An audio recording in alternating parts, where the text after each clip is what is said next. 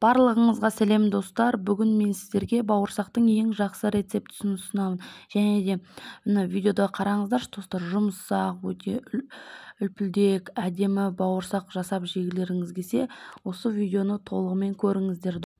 Бізге керекті заттар: творог бар болғаннан кейін творог қосып жатырмын, кішкене қалыпты. Және де быстро действующий дрожь, қант, ұн, жылы су және де керекті құрал жабдықтар. Алдымен ең бірінші картошка езетінмен жақсылап езіп аламын. Творогымды видеода көріп тұрғандарыңыздай жасайсыздар. Жақсылап езіп алып, жылы суымды құямын. Және де тез әсер ететін дрожжымды қосамын. Сол кезде 1 сағат, 1,5 сағат көлемінде жақсылап бауырсағым ашиды. Қатты толтырмай, кішкентай қасықпен саласыздар. Және жақсылап араластырып, қант қосасыздар. Енді қатты тәтті қылғыларыңыз келсе, дәу қасықпен 2-3 қасық қоссаңыздар болады. Мен дәу қасықпен 2 қасық қостым, видеода көріп тұрғандарыңыздай.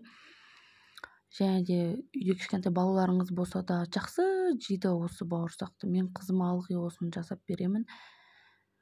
Және де көп ұн қоспай, шетінен қосып отырасыздар. Жақсылап иін қандырып илейсіздер. Тез илей салуға болмайды. Қамыр дұрыс көтерілмейді, ортасы дұрыс болмай қалады, іртік-іртік болып қалады. Сондықтан асықпай, жақсылап иін қандырып, қолға жабыспайтын қамыр илеңіздер, қыздар. Судың орнына сүт қоссаңыздар да болады негізі.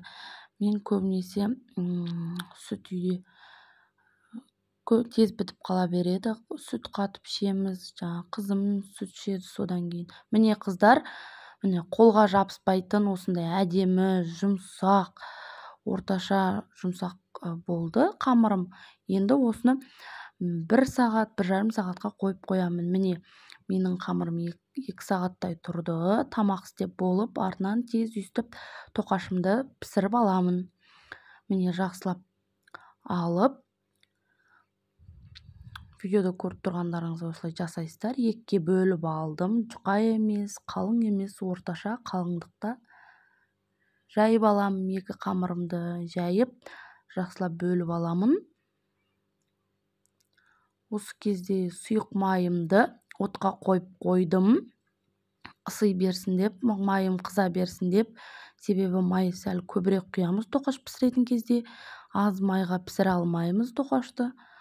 Сондықтан майым қызып жатыр. Мен жақсылап тоқашымды жайып, жақсылап осылай бөліктерге бөліп, біреуін осылай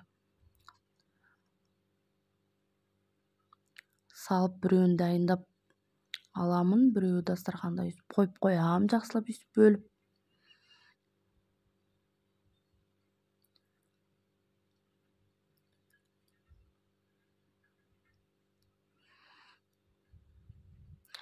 Қатты қалың емес, жұқада емес, орташа қалыңдықта жайсаңыздар, өте керемет болып піседі. Тоқаштарыңыз бәлкім бірінші рет пісіріп тұрған шығар, сондықтан нақтылап бәрін дұрыстап айтып жатыр. Міне қызып тұрған майға осылай шетінен асықпай жайлап саламыз.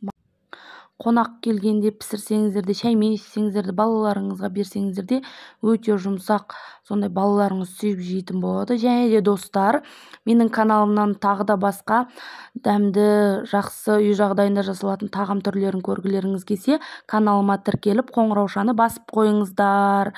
Видеоның соңына дейін көргендеріңізге рахмет достар.